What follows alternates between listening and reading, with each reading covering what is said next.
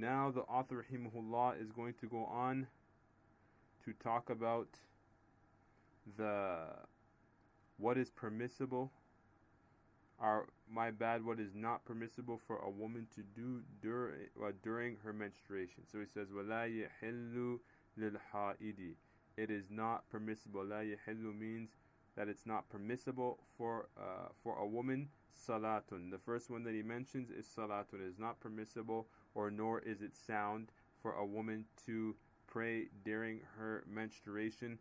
And he says, وَلَا سَوْمٌ, and it is not permissible for her to fast, and nor is it accepted from her. وَلَا tawafun, and making tawaf around the Kaaba, around the house of Allah. It is not permissible for her to do that. وَلَا مَسْحُ مُصْحَفٍ, and it is not permissible for her to touch the Quran when she's in her state of menses. And that's the general rule, but there are more rules that show that it is permissible for her under certain circumstances to touch the mushaf when she's in the state of menses. But that is what Al-Akhdari here is mentioning, the general rule. And the issue of touching the mushaf will be covered in a handout that is provided for this course, dealing on this question specifically for the benefit of the sisters and anybody else. And then he says, وَلَا دُخُولُ مَسْجِدٍ, and it is not permissible for women during menstruation to enter the masjid, and that includes just walking through it. For example, in places like where there's big masjids like Al-Azhar, people have, because it's big, to walk all the way around the mosques to get to your house. A lot of people usually cut through because it's huge. But so in this circumstance, if a woman was in her menses, it's not even possible for her to walk through the masjid. So, and then Al-Akhdari says, وَعَلَيْهَا قَضَاءِ السَّوْمِ دُونَ الصَّلَاةِ. Here he makes a point that a woman in the state of menstruation, when she's done her menstruation, it is obligatory on her to make up her obligatory fasts.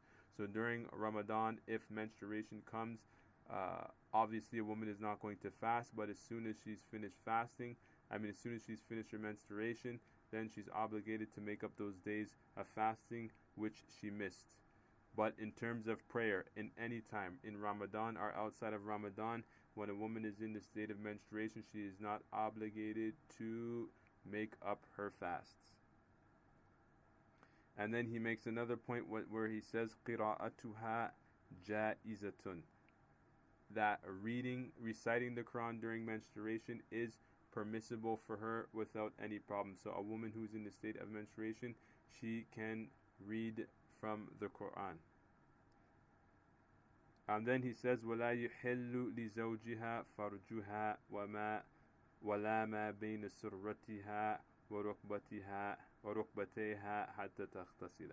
And it is not permissible for her husband to touch her midsection, meaning her private section, her midsection, and it is not permissible for him to touch her anywhere between the navel and the knees until she makes ghusl. What does this mean?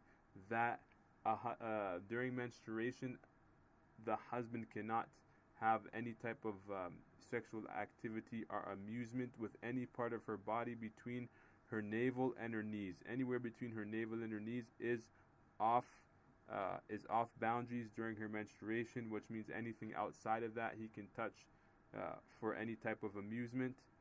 And he says حَتَّى تَغْتَسِلَ, until she makes a ghusl. This is an important factor, because in some methods, like the method of Abu Hanifa, as soon as a woman's menstruation stops, then it is permissible for the husband to have sexual relations with her even before she makes a ghusl. But in the Maliki method, the prohibition still remains until the woman makes a ghusl. So when he said all the things that he mentions here apply to the woman as long as she hasn't made the ghusl. So if a woman, for example, sees her menstruation completes, then it is not permissible for her husband to touch her between her knees and her navel, or to have sexual intercourse with her until until she makes her ghusl. Once she makes her ghusl, then it becomes permissible for him. And that is the end of the section concerning menstruation, and we will now move on to the section of what we call an-nifas, which is postnatal bleeding.